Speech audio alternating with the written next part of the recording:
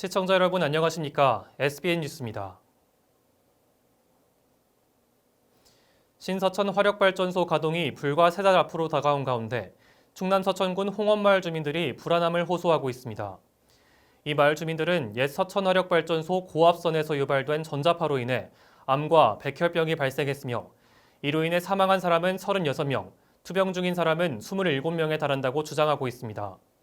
그러나 한전은 송전선의 전자파는 국내 기준에 크게 미달하며 전자파로 인한 인체 유해성은 과학적으로 증명된 바 없다며 마을 피해와 무관하다는 입장입니다. 자세한 내용을 조주희 기자가 보도합니다.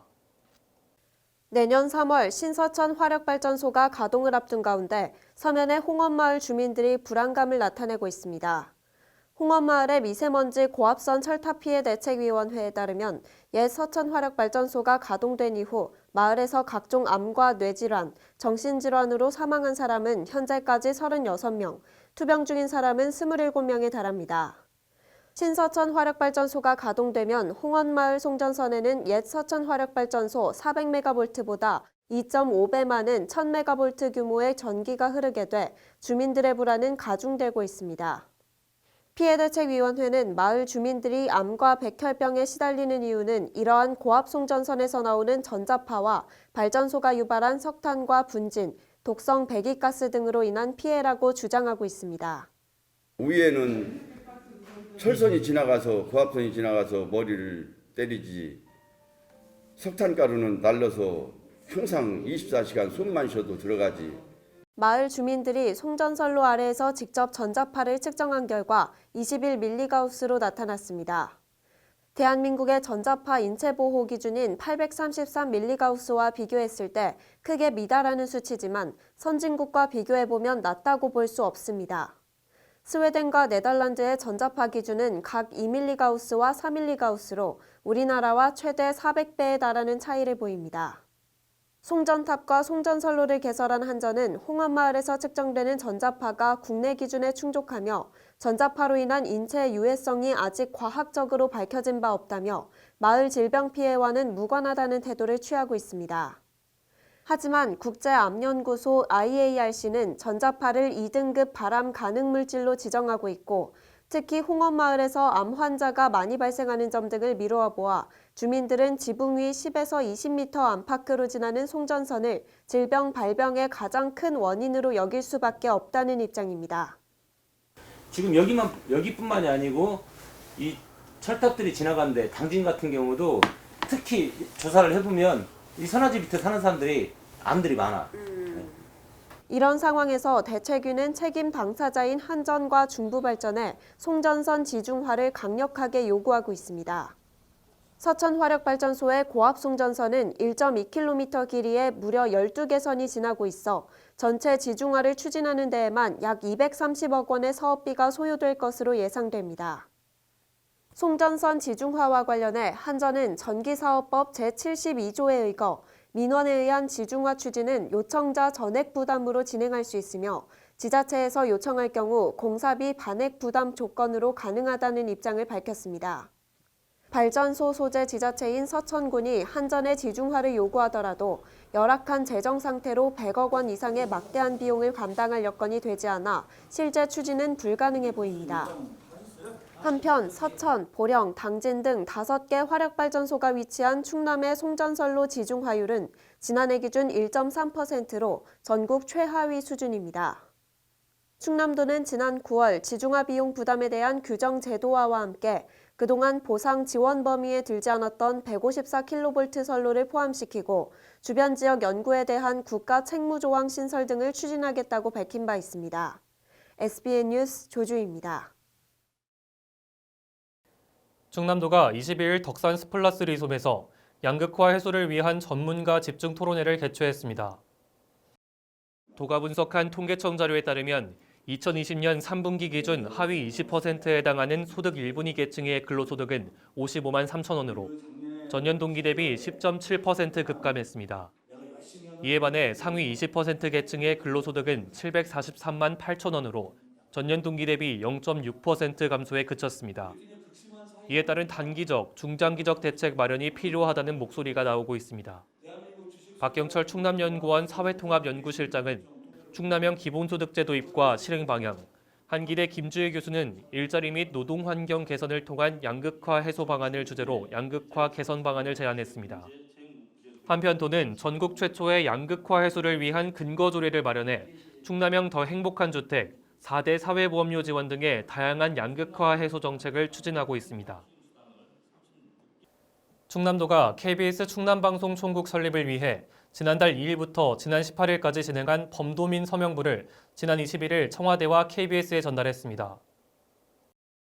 충청남도 사회단체 대표자 회의와 지방분권 충남연대는 지난 10월 29일 도청에서 도내 157개 사회단체가 참여한 KBS 충남방송 총국 설립 범도민 추진위원회를 출범시키고 서명운동에 돌입했습니다. 이번 서명운동에는 충남, 대전, 세종 지역 국회의원 전원, 홍성군민 6만 7천여 명, 아산시민 2만 3천여 명, 농협중앙회 충남지역본부 7만여 명, 대한노인회 충남연합회 2만 7,300여 명 등 총 40만 9,671명이 참여했습니다. 양승조 충남지사는 청와대를 방문해 노영민 비서실장을 만난 자리에서 서명부를 전달하며 국가균형발전과 도민 알권리 충족, 시청자 주권 회복을 위해 KBS 설립의 필요성을 강조했습니다. 한편 충남도의회는 지난달 10일 KBS 충남방송 총국 조기 추진 투쟁을 선포하고 같은 달 13일부터 지난 15일까지 KBS 본사 앞에서 릴레이 1인 시위를 펼치는 등 KBS 유치에 총력을 다하고 있습니다. 충남 서천군 장항 브라운필드를 지속가능 국제생태관광지로 활용해야 한다는 주장이 제기됐습니다. 지난 21일 열린 브라운필드의 친환경적 활용과 생태관광 국제 온라인 회의에 참석한 관계자들은 이 같은 의견을 제시했는데요. 철새자원을 활용한 탐조관광, 생태연구 인력을 활용한 교육 테마 제공 등 생태자원을 보존해 브라운필드 사업과 연계해야 한다는 주장도 이어졌습니다. 앵커 리포트입니다. 오염된 옛 장항제련 소부지 이른바 브라운필드에 환경 생태계를 복원해 국제적인 환경 테마 특구 조성을 목표로 추진된 장항 브라운필드 개발 사업. 지난 21일 서천군 상황실에서 브라운필드의 친환경적 활용과 생태관광 국제 온라인 회의를 열어 앞으로의 브라운필드 활용 방안에 대해 논의했습니다. 회의에 참석한 관계자들은 서천이 가지고 있는 생태자원을 보존 활용해 브라운필드를 지속가능한 국제생태관광지로 조성해야 하는 데 의견을 모았습니다. 오용준 충남연구원 선임연구위원은 브라운필드가 국제적인 이슈를 생산해야 하고 전 국민적인 공감대를 이끌 수 있어야 한다고 전했습니다.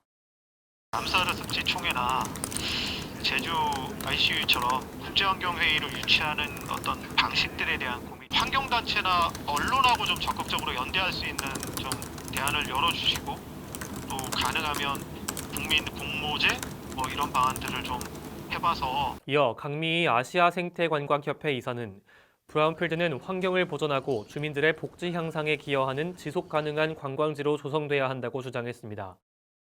또 제대로 된 생태관광의 모습을 보여주기 위해서는 올바른 관리 체계가 정립된 거버넌스 아래 지속가능한 관광지로 자리매김해야 한다고도 전했습니다.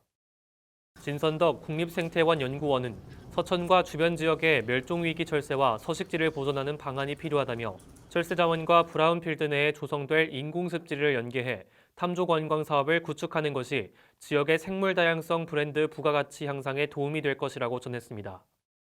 이재혁 한국환경정책평가연구원 연구위원은 서천의 큰 장점은 많은 생태연구 인력을 보유한 것이라며 이들을 활용해 생태관광 교육 테마를 제공한다면 사업에 시너지를 낼 수 있을 것이라고 주장했습니다. 가장 중요한 것이 이 지역에서는 교육입니다. 서천이 다른 생태관광 지역과 다른 가장 큰 차이점은 굉장한 연구 인력을 갖고 있다는 겁니다. 이 연구 인력들과 연계해서 이 브라운필드를 어떻게 교육할 수 있을지 다양한 테마를 제시한다면 이 밖에도 장항 교통 및 접근성 향상, 친환경 교통수단 조성, 지역 주민 자원 활용 등 다양한 의견이 제시됐습니다. 한편 내년 1월부터 4월까지 브라운필드 연계 전략사업 발굴 및 검토가 진행될 예정이며 같은 해 8월 브라운필드 활용 방안 토지 이용 계획이 수립될 예정입니다. SBN 뉴스 변덕호입니다. 충남 서천군과 국립환경과학원이 관내 라돈 배경 농도 조사를 위해 지난 16일 실외 라돈 측정기를 설치했습니다. 이번 조사는 충남 실내 라돈 조사 추진 계획에 따라 관내 라돈 농도 기초 자료를 확보하기 위해 실시됩니다. 군과 국립환경과학원은 지난 16일 군청 정문 옆 화단에 실외 측정기 1개소를 설치해 내년 9월까지 총 9개월에 걸쳐 야외 라돈 농도를 측정합니다. 실내 측정기는 관내 단독주택 서천읍 31가구, 기산면 30가구, 문산면 30가구를 대상으로 이달 내 설치되어 내년 3월까지 측정합니다. 측정된 실내외 라돈 농도 수치 결과는 DB로 구축돼 충남도 라돈 관리 계획에 반영됩니다. 군은 추후 라돈 수치가 높게 검출된 지역을 대상으로 한국환경공단 저감설비 설치 사업과 연계해 후속 조치를 이어가겠다고 전했습니다. 충남 서천군이 코로나19의 지역사회 감염을 막기 위해 오는 30일까지 관내 전통시장 5일장 노점을 잠정 휴장합니다.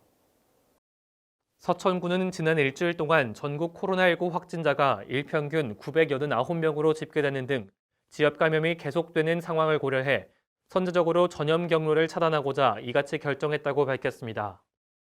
이번 휴장은 관내 5개소 전통시장 5일장의 노점상이 대상이며 노점을 제외한 상설시장과 개별 점포는 평상시와 같이 정상 영업을 하게 됩니다. 군은 이 밖에도 시장 주 출입구 5개소에 자동 발열 체크 및 손소독기 설치, 전통시장 사회적 거리 두기 1일 2회 안내 방송, 16개소 식당동 비말 차단 칸막이 설치 등을 함께 추진합니다. 충남 서천군이 오는 31일까지 2020 동절기 에너지 바우처 신청을 받습니다. 에너지 바우처는 저소득층 등 에너지 이용에서 소외되기 쉬운 계층의 사람들을 대상으로 냉방과 난방 등에 필요한 에너지를 공급받을 수 있도록 일정 금액을 지원해주는 사업입니다.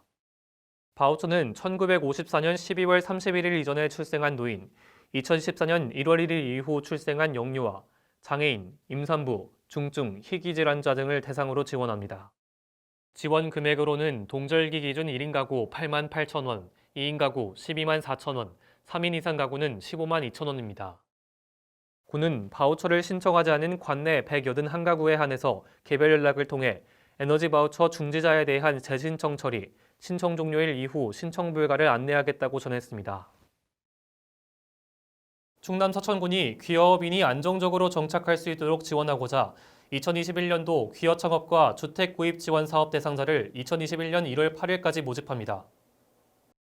신청 대상은 2021년 기준 만 65세 이하인자로서 2016년 1월 1일 이후 서천군에 주소를 두고 있는 귀여인 또는 거주한 지 1년 이상 됐으나 최근 5년간 어업 경영 경험이 없는 재총 비어업인입니다.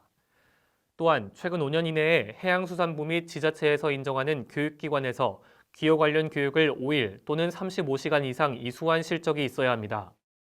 군은 세대당 어업 창업 자금은 3억 원 한도, 주택 구입 자금은 7,500만 원 한도로 융자를 지원합니다.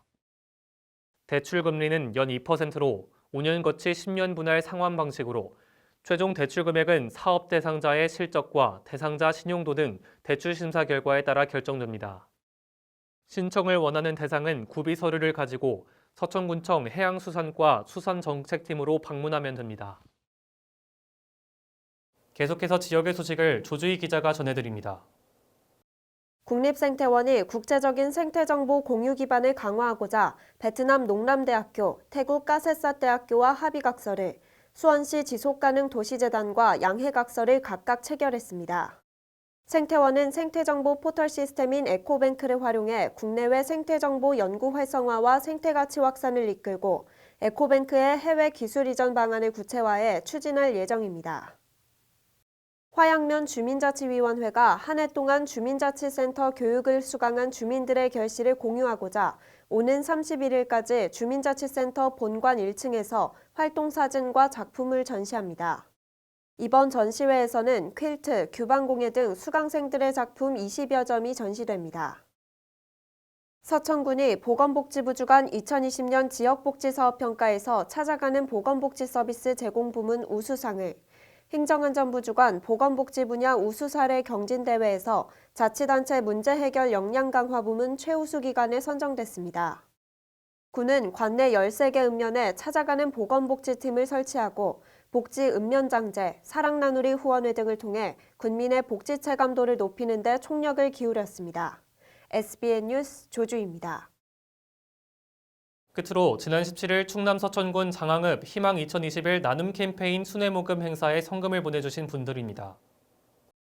방우규님, 나옥선님, 정주사리 김현수님, 원수일이 휴먼시아 주민, 옥남1, 2장 송장근님, 박성문님, 김옥형님, 송림1, 김양남님, 노인회, 유현택님, 옥산1이 유상순 부녀회장, 성주리 이윤관님 각각 5만원, 장항 별미식당, 신창1이 부녀회 일동, 옥남1 부녀회, 청년회, 신창1 부녀회 일동, 장항 라이온스 클럽, 신원쟁님, 남택주님, 옥산1이 박윤아님, 창선1 김신아님, 부녀회 일동, 이성원님, 원수1이 노인회, 마을회, 새마을부녀회, 개발비원회, 장항읍 전울회, 성주1 부녀회, 하미애님, 홍순경님, 장흥지업사 여종섭님, 옥산1 노인회, 옥산1 부녀회, 성주1 2장 주영신님, 주민일동, 성주1 이경환님 각각 10만원, 현대자동차 장항점 20만원, 국립해양조사원 서해해양조사사무소,